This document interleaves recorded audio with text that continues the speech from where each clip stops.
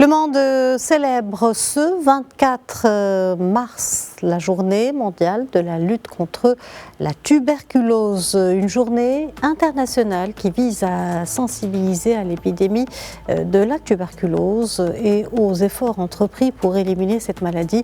Et pour en parler, nous sommes en direct avec Dr Jafar Haikal, spécialiste en maladies infectieuses et épidémiologiques. Bonjour Dr Haikal, merci d'avoir accepté notre invitation. Merci pour votre invitation, avec plaisir. Alors tout d'abord, commençons par l'état actuel de la tuberculose au Maroc en 2025. Si vous pouvez nous fournir des données récentes sur la prévalence et l'incidence de cette maladie au Maroc. Alors le Maroc a fait énormément de progrès au cours des 25 dernières années. Nous avons chaque année à peu près 30 000 nouveaux cas par an, entre 30 000 et 35 000 nouveaux cas chaque année. L'enjeu majeur au Maroc, et grâce à la surveillance épidémiologique, c'est de dépister les cas, les prendre en charge. Et le Maroc a mis en place une organisation au niveau du ministère de la Santé et de la Protection sociale, au niveau de la direction de l'épidémiologie. Dans chaque région du Maroc, il y a un centre de dépistage et de traitement des maladies respiratoires. Et je rappelle que le Maroc, depuis toujours, donne aux patients les médicaments gratuitement au niveau des centres de santé de dépistage et de traitement. Mais malgré cela, la tuberculose continue à être un programme important et un enjeu de santé publique. Pourquoi ? Parce que l'enjeu et les déterminants majeurs de cette maladie, ce ne sont pas uniquement des déterminants qui sont liés à une bactérie, mais c'est également les conditions de vie, la pauvreté, la vulnérabilité, la promiscuité, la densité populationnelle, les manques donc d'hygiène dans certaines situations. Justement, Docteur Haikal, parlons des principales difficultés rencontrées dans la lutte contre la tuberculose au Maroc, au niveau des soins de santé, qu'au niveau également de la prévention. Oui, vous avez parfaitement raison. La prévention est essentielle. Ce qu'on appelle donc l'hygiène, ce qu'on appelle évidemment se protéger lorsqu'on est atteint, le port donc du masque et surtout donc le dépistage. Et nous avons dans tous les centres de santé les médecins généralistes et les pneumologues qui font un travail formidable au niveau du secteur public, mais également privé, et qui sont là pour dépister les patients. Mais il y a également une éducation à faire pour que les gens comprennent que lorsqu'ils toussent, lorsqu'ils ont maigri, lorsqu'ils ont des sueurs nocturnes, lorsqu'il y a dans le village, dans la rue, dans le voisin, dans la famille, quelqu'un qui a des problèmes respiratoires, il faut s'assurer justement qu'il n'y a pas de maladie respiratoire contagieuse et infectieuse. Évidemment, toute maladie respiratoire ou infectieuse n'est pas une tuberculose, mais il faut se faire dépister par son médecin, surtout que dans les centres de santé publics, c'est gratuit, aussi bien le dépistage, les explorations que le traitement. Puisque vous parlez du dépistage, quels sont les premiers symptômes, Dr Haikal, et puis sur le plan des moyens d'identification, comment peut-on identifier, détecter cette maladie ?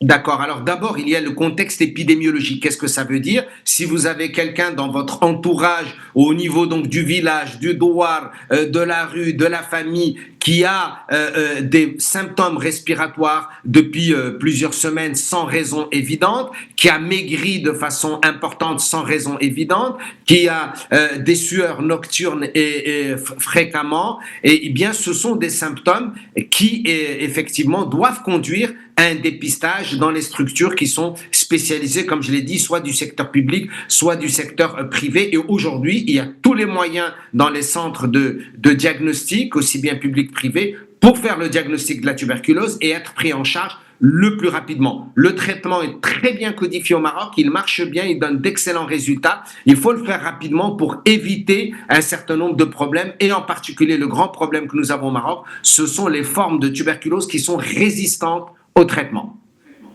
Docteur Heikel, qu'en est-il de la tuberculose MR, dite tuberculose résistante, justement, résistante aux médicaments?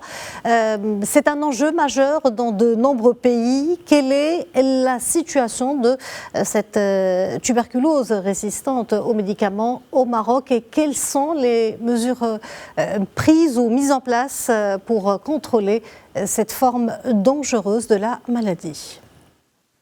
Vous avez parfaitement raison, votre question est extrêmement pertinente. C'est un enjeu de santé publique. Au niveau de la direction de l'épidémiologie donc du ministère, il y a beaucoup de travail qui a été fait à ce sujet-là. Pourquoi? Parce que vous comprenez que même si on a un traitement qui est très bien codifié, en l'occurrence dans le contexte marocain, et qui est gratuit, les résistances font en sorte que la personne ne guérit pas et donc elle peut transmettre donc la maladie parce que je rappelle que la tuberculose est une maladie extrêmement contagieuse, c'est une maladie infectieuse très contagieuse. Donc, quand on a des formes qui sont résistantes au protocole thérapeutique codifié au Maroc, vous comprenez qu'on ne peut pas guérir les gens et ils vont continuer à transmettre la maladie et on ne peut pas rompre le cycle de la transmission épidémiologique. Et c'est pour cela qu'il faut absolument sensibiliser la population au dépistage et au diagnostic dans les structures appropriées publiques ou privées, car plus on prend en charge rapidement la tuberculose, plus la personne est observante de traitement, c'est-à-dire elle va absolument suivre les recommandations du médecin, parce que malheureusement, il y en a qui arrêtent leur traitement.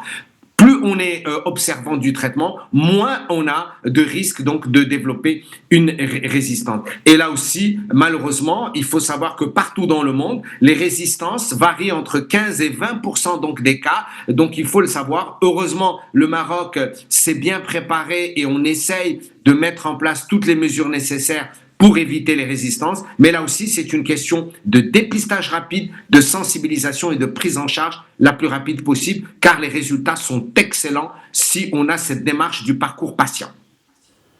Docteur, quelles sont les initiatives ou, si l'on peut dire, les stratégies spécifiques que le Maroc met en place pour atteindre les objectifs mondiaux de l'OMS concernant la lutte contre la tuberculose? Et puis, quels défis restent à surmonter pour y parvenir?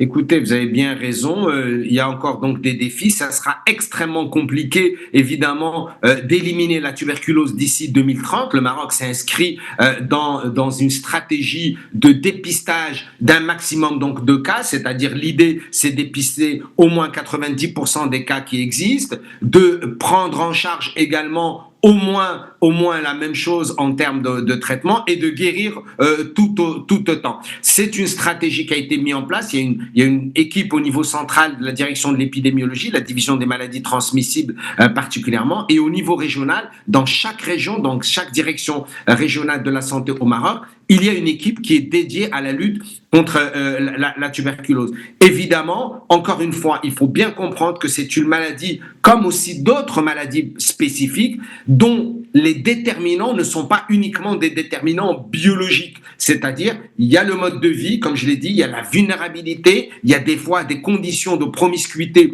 ou de pauvreté. Et c'est pour ça, encore une fois, la vaccination contre le BCG qu'on prône toujours au Maroc et qui reste importante parce qu'elle va éviter les formes graves, l'hygiène, le port du masque si on a des symptômes donc respiratoires, et à chaque fois aller se faire donc dépister ou diagnostiquer chez son médecin du secteur public ou privé. Cette stratégie nous permettra peut-être pas en 2030 d'éliminer complètement la tuberculose, mais nous sommes sur une tendance donc de baisse donc de l'incidence. Nous avons toujours un même nombre de cas prévalent, mais en matière d'incidence, c'est-à-dire de nouveaux cas qui apparaissent, nous avons maintenant chaque année, depuis en tout cas les 10 dernières années, une baisse régulière et on peut espérer, j'espère en 2030, où ça sera un peu difficile, mais peut-être en 2035 pouvoir éliminer cette maladie pour lesquelles le Maroc a fait des efforts extrêmement importants qui sont salués partout, y compris par l'Organisation mondiale de la santé.